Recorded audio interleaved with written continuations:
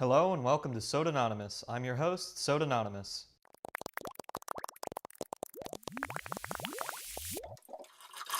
Today's episode is going to be a little bit different. I'm not going to be reviewing a specific soda exactly. In this episode, I'm going to be reviewing the different containers that you can find soda in.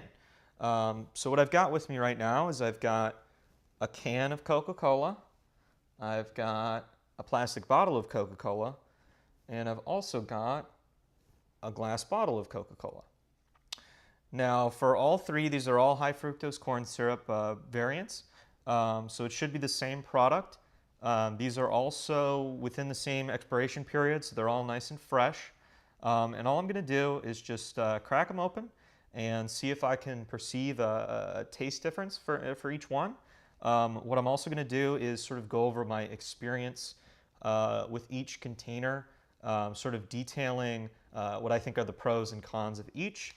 Hopefully I can find which container I prefer moving forward so that I know which to prioritize for specific drinks. For an example, if I find out that I like glass the best, then I'm going to look for glass in the future first for when I'm reviewing sodas. Or, it works for any of them. If I find out that I like the can the least, then I'll, try to avoid that one. But however it turns out, it's going to be interesting, and let's get right to it. All right, first things first, I'm going to move these off to the side, and we're going to talk about the soda can. So I've got some notes here on each one. These are kind of lax notes, so I'm just going to kind of read them and then expand as I read them. Anyway, I would say that I drink the most of my sodas from cans. They're very readily available. It's what I grew up with as a kid. So I've experienced a lot of soda from cans. So I'm very familiar with this style of soda drinking. All right, for the pros, I've got great hand feel, perfect circumference. Basically, I really like how a can of soda feels in your hand. It's the right temperature. I really like the texture, whereas, say, glass bottles tend to get a little colder. Plastic bottles tend to get a little bit warmer, more insulated rather, and they also tend to be thinner. And I like the good, meaty hold of the can. I said it feels great to open. It's a fun sound and process. So of course you've seen me comment on that before. It's just such a fun thing to crack open one. It makes a nice sound, and it's kind of an enjoyable little tactile action you can do. I say it's the best first sip always. I'm not quite sure why it is. Maybe it has to do with the wider surface area at the top, whereas the bottles tend to have this little gap. Maybe it's the pocket of air, which is kind of lacking on the can. But for whatever reason, when you first crack it open, the first sip is so good from a can, and you can't quite replicate that with bottles, in my experience. I say easy to crush for disposal. So, with cans, obviously after you're finished with them, they're very easy to crunch up, so you could step on them, turn them into sort of a pancake, and you can toss them right in your recycling, and easy disposal. It's no problem. No label to wiggle or get loose. So, with plastic and some glass is painted on, but some of it has a plastic label and some of it has a paper label. And in that case, it applies the same to this, where it's got this loose-fitting sort of, there's space underneath the label, and with that it sort of gets caught on your hand. It doesn't feel extremely pleasant. It's a small detail, but I like the fact that a can always, it never feels like it's coming apart on you, which is nice. I say convenient storage and cardboard. I love this thing. These containers are great. They're easy to stack. See, as you can see, you can put them in a refrigerator, and it's just for easy access. They're very nice. Whereas the rest of the kinds of bottles, they kind of take up a wide surface area inside of your refrigerator. You should see my refrigerator right now. It's just full to the brim with soda. And yeah, it just takes up a wide area, whereas these are very conveniently packaged together. I also said spillage leeway. What that means is there's a little lip at the top of soda cans that you're not going to find on either kinds of bottles. So when you crack, a soda open from a can, you kind of get a little leeway. If it starts bubbling up, you can catch it and slurp it because it gets caught in the rim.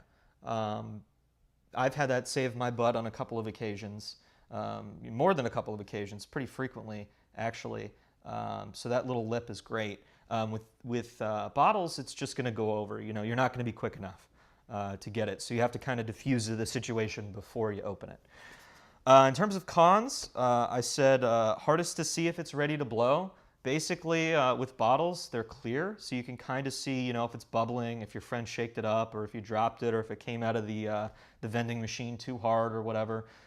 With a can, it's like they're really pressurized anyway, so you can't really squeeze it and tell like you can with plastic, and you obviously can't see, so you're kind of taking a gamble every time you crack one open. Hard to diffuse, so with a plastic bottle especially, you can slowly turn it and diffuse any sort of shaken up situation pretty easily. With a can, it's possible. It's just you've got to be really good at cracking it halfway and letting out the gas little by little. So it's a little bit more, it takes a little bit more practice, a little bit more technique. And then in terms of glass bottle, I mean, you're pretty screwed. Once it's open, so you have to be prepared for for spillage if it's going to happen. I said nose near rim, smell of aluminum present. So what I've noticed is because of the small tops of the bottles, when you drink from them, normally it's just getting in your mouth. And the same is for the glass bottle. When you drink from it, it's not interacting with the rest of your face. But because the can has such a wide area, whenever you drink from the can, especially when you start getting more than halfway, your nose is going to start getting into the cold aluminum. And besides not feeling great, smell is a significant portion of taste. And I think that a significant amount of people who complain about the aluminum taste that cans add, I think it's more of the smell than anything else, which will add a flavor, but I think the reason for that is they're smelling the top of their can. I said the external lip means cans may be unsanitary. So the interesting thing is with caps on top of plastic bottles, the part that you put your mouth on is never exposed to the public, to the outside. It's pretty much the same thing with glass bottles, though. You can kind of get up in there. It's a little bit less sanitary, but the very outer rim is still protected by the bottle cap. Not the case with a can. The can, right, out in the open is where you're going to be putting your mouth. The tab is going to be even dipping into the soda when you open it. So yeah, I make sure to wash my cans just in case. If they come in a container, psychologically at least it seems safer. But if you buy them individually, you make sure you wash that can because that could be gross. And the last thing I said was they get flimsy towards the end. So cans, they tend to they're really nice and robust when you first got them, but after you get about halfway, they really start to loosen up in your hand, and you can't quite grip them very hard. I'd say they're the flimsiest out of all the containers. Not the end of the world, but I thought it was worthy of note. Anyway, that's it for the can. So let's talk about the plastic real quick. The first great pro of plastic is that it's resealable. and it's the only one of these that is. It's a resealable bottle.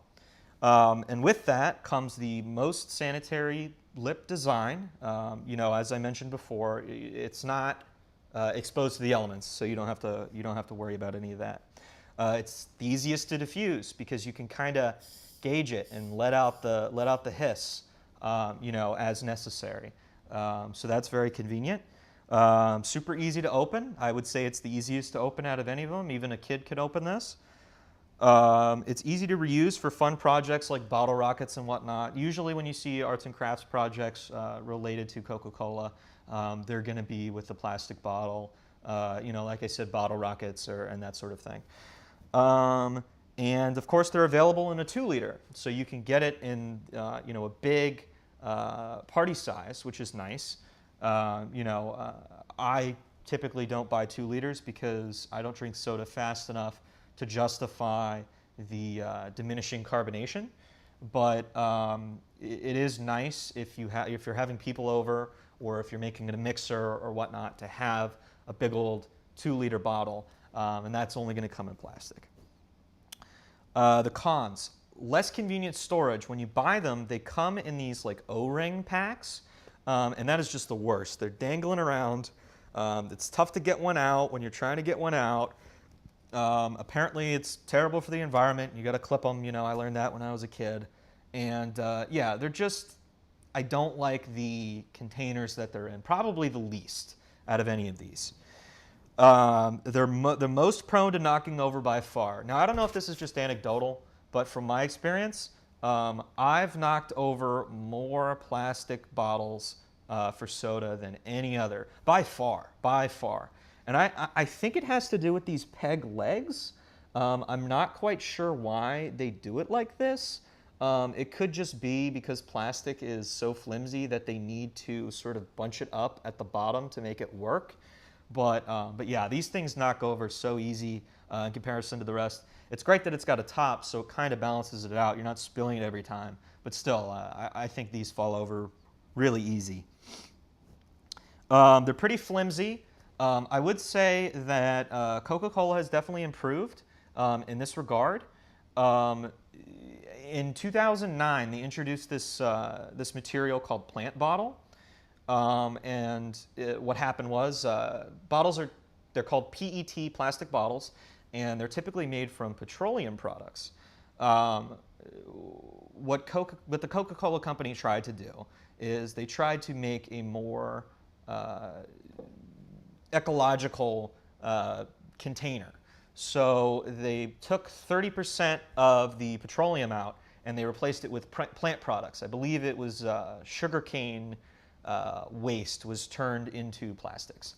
And after they made that change, and I remember like the month they made that change, it was very noticeable. They were super flimsy. It was like, it almost felt like if you leave a plastic bottle in the sun for too long and it feels like it's not all there and it's really moldable. That's what it felt like back then. I don't know if they changed the ratio. It doesn't say plant bottle anymore, not that I can see. And my research online hasn't come up with anything. So I don't know if they changed the formulation, if they went away from the plant bottle. But I thought I would mention it, that the plant-based bottles were really bad, and now they've gotten a little bit better. But they're still pretty flimsy. Unpleasant lip feel. By far, the most unpleasant tactile feeling on your lips is the plastic bottle. And I say that because if you look where your lip's going on this can, it's going to go on this nice bumped ridge, and that's it. I mean, your lip is going on this nice, smooth ridge right here. It's going to be the same thing for a glass bottle. Glass bottle, if you've ever opened one, drank a beer or whatever, it's got a little bump, a little ridge at the top. And it feels even nicer, I think, than the can. It's a nice, sizable bump, and it's just a little plastic or little glass bump on your lip.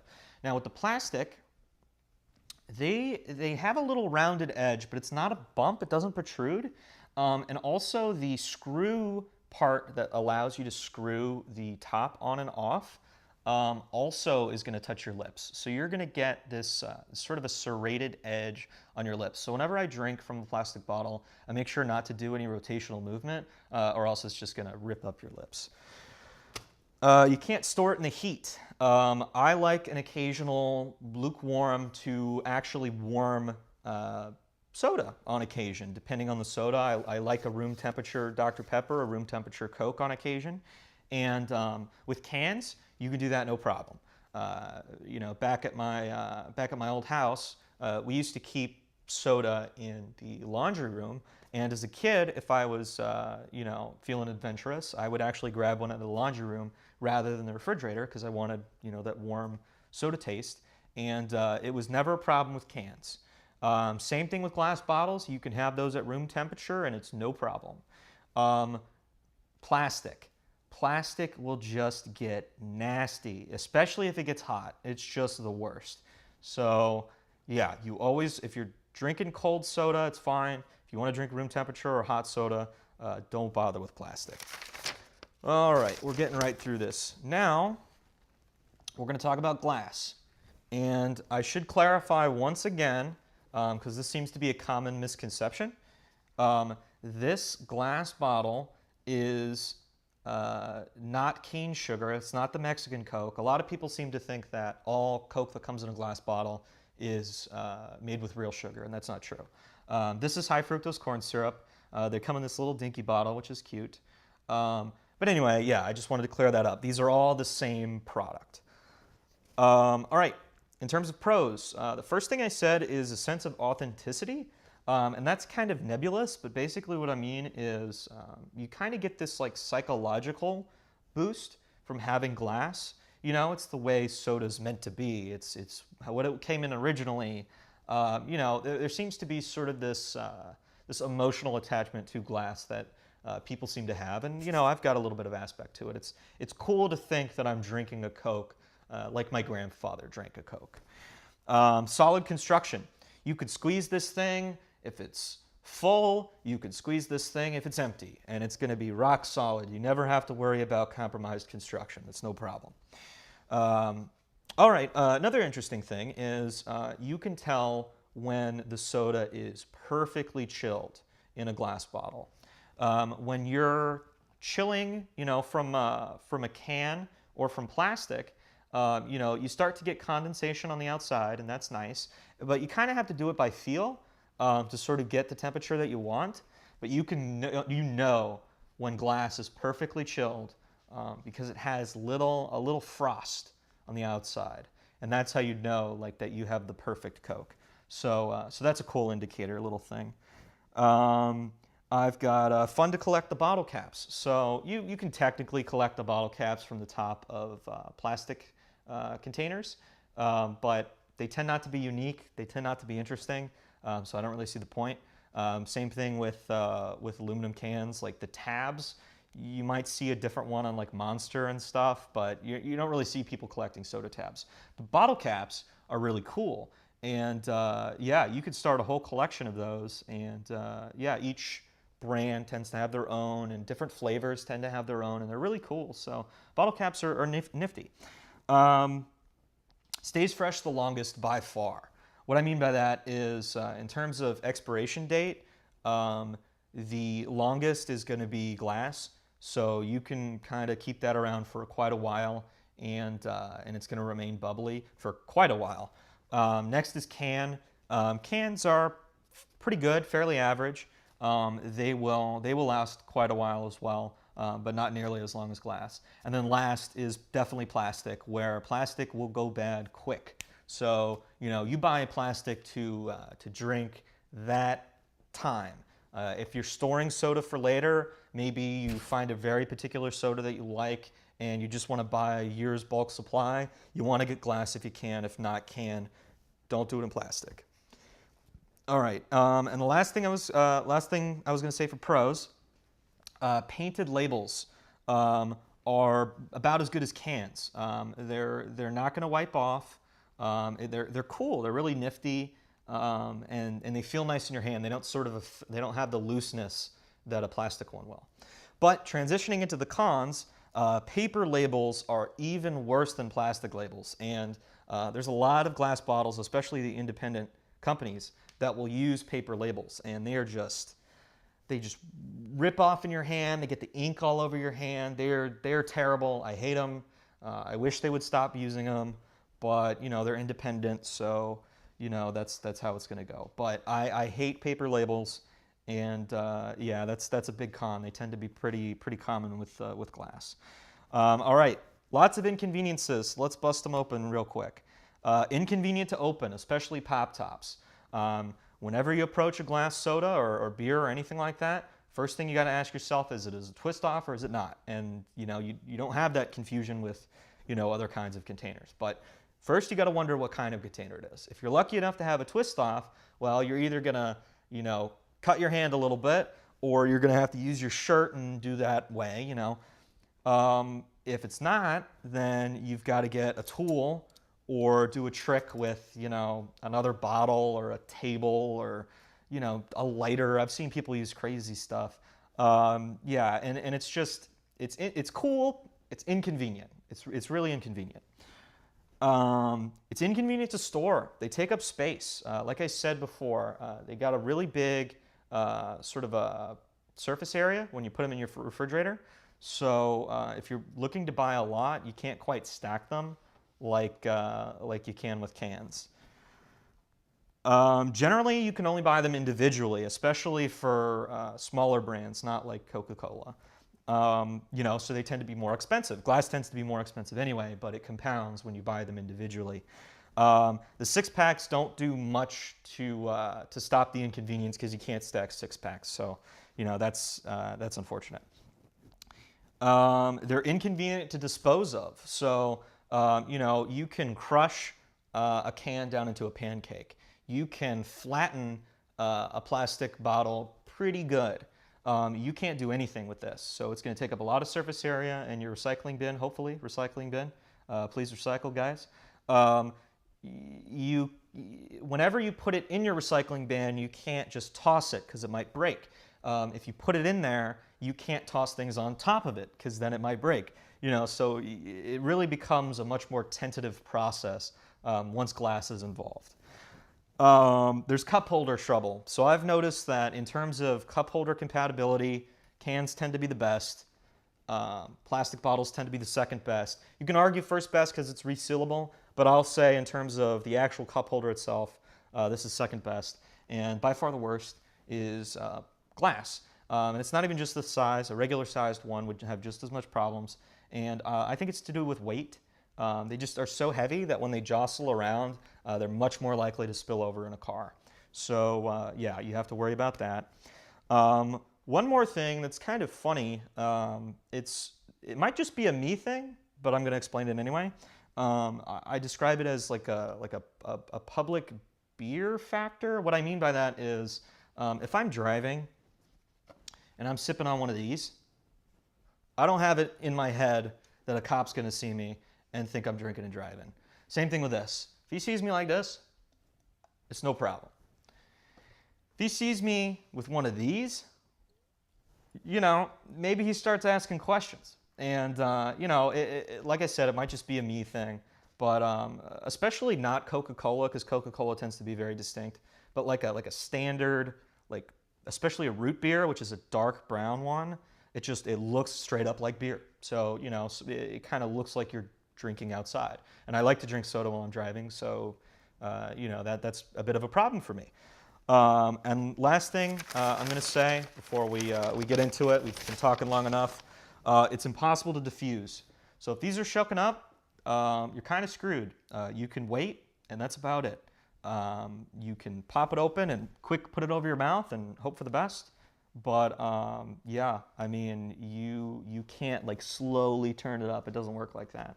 So yeah, that's the last con. But anyway, that's it for the specifics for each one. So we're going to continue, and let's get on with the tasting. All right, well, we're in no particular order here, but I'm going to go with the can first, just to give it a shot here. So let's pop her open.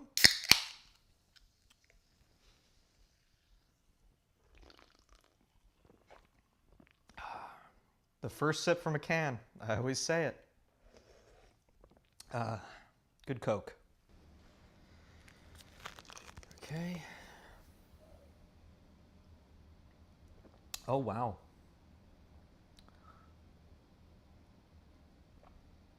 Yeah, there's for sure a difference. Absolutely. All right. Okay. You have a little water here.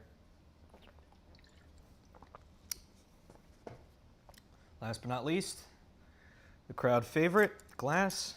Let's pop her open. All right. Cheers.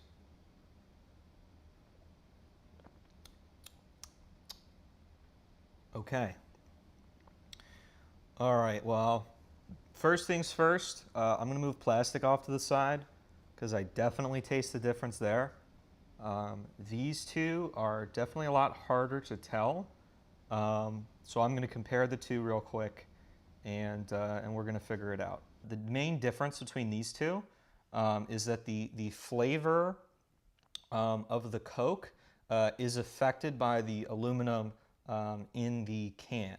So when I drink it, it tastes a little bit more acidic, and the smell of the aluminum sort of adds a metallic taste. It's very small and very hard to perceive when you're just drinking it, but back to back with glass, you can absolutely tell. So of the two, in terms of taste, regardless of all that other stuff that I prefaced the video with, glass is the winner between the can and the glass. So we'll move that one off to the side. Now, I noticed a definite, immediate difference with the plastic. So we're going to do a quick side-by-side here. Oh, wow. Yeah. Let me do some water here.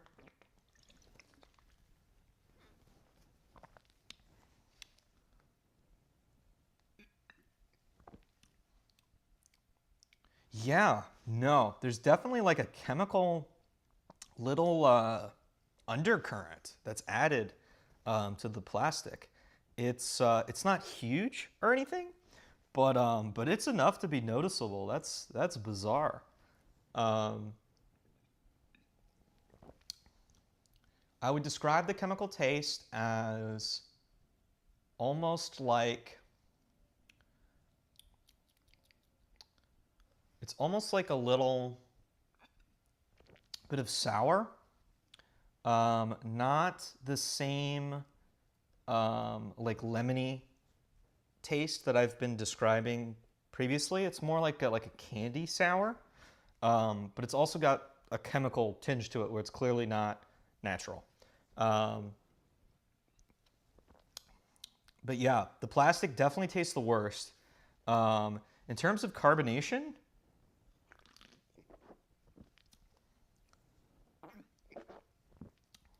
can beats out plastic.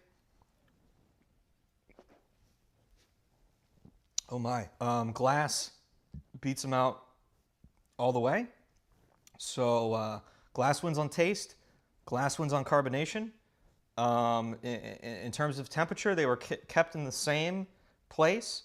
Now that I've been rambling a while, they're starting to cool down. So let's give a little feel here. Okay. Okay. Okay. So they've dispersed the heat pretty evenly. I'd actually give the win to the can. I think the can has retained the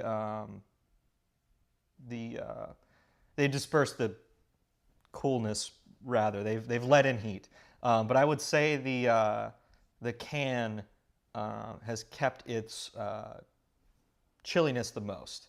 So that win goes to the can. Second place is glass. Last would be plastic. So final thoughts. Definite, no question. The winner in terms of the metrics that I care about the most, which is taste, carbonation, is going to be the glass. Runner up, if glass isn't available, definitely going after the can. And last but not least, it's not so big that it's debilitating, but it's definitely noticeable, and it definitely could affect the final flavor of any soda, especially a soda that's not as powerful as Coke, uh, would be plastic. Anyway, that about wraps it up. I know it was a long one, but I had a lot to say, and we had a lot to discuss and explore. I know people are very protective of the receptacle that they prefer. So why don't you guys tell me what you like down in the comments below, and which one you prefer, which one's your favorite, which one's your least favorite. Let me know. And yeah, I know moving forward that I'm gonna seek out glass and cans, especially glass, whenever I can. And yeah, I hope through this I've learned a little something to improve my content for you guys. Anyway, that's all for today. That's all for the special episode. And yeah, I hope to see you next time.